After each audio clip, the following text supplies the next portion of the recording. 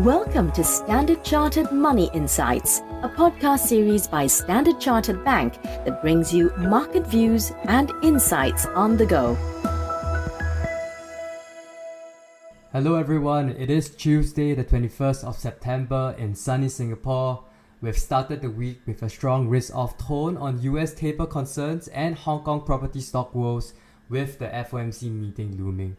Should we be worried? This is the weekly FX Navigator and I'm your host, DJ Cheong. In today's monologue, we're going to focus on different FOMC meeting outcomes and what that means for the dollar over the coming week. First, some housekeeping matters around our talking points over the past few weeks.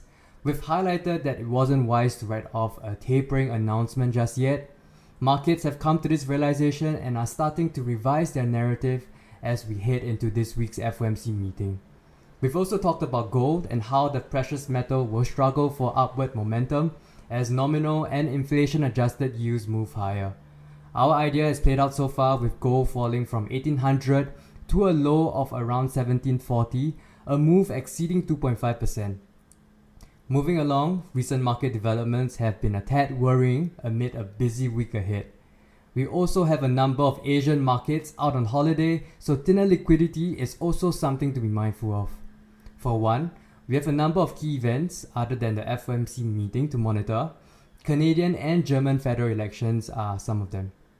We can all agree that any changes to the summary of economic projection dots will overwhelm any taper talk, which will hawkishly surprise the market that has been priced for a low pace of hikes after liftoff.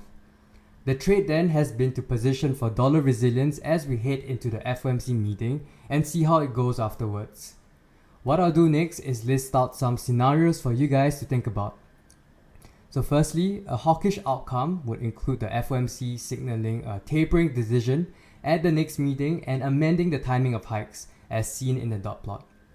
In this event, the dollar could find short-term support on a hawkish tilt and possible risk-off flows.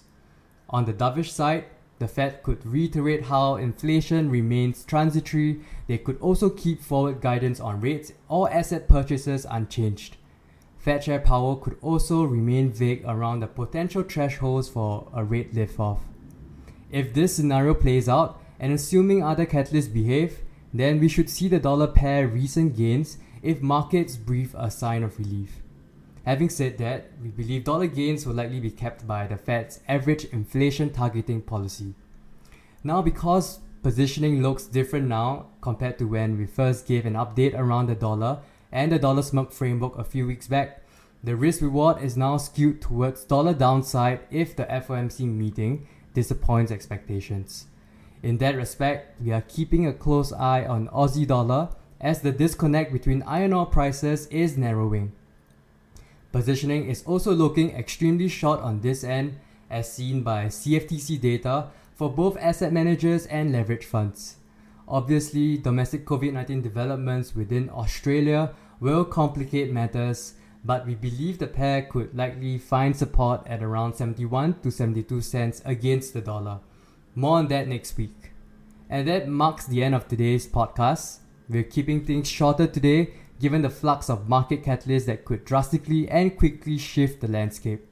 If any of my thoughts have piqued your interest, I would suggest heading to sc.com to look for our publications under the tab titled Latest Market Insights. If you're a valued client of Standard Chartered, grab hold of your relationship manager to find out more. If you've enjoyed what you've heard, remember to like, share, and subscribe. If you want us to cover a specific topic in subsequent podcasts, drop us a comment on the channel and we'll get to it. We'll see you on the next episode. Bye-bye. Thank you for listening to Standard Chartered Money Insights, a podcast series by Standard Chartered Bank.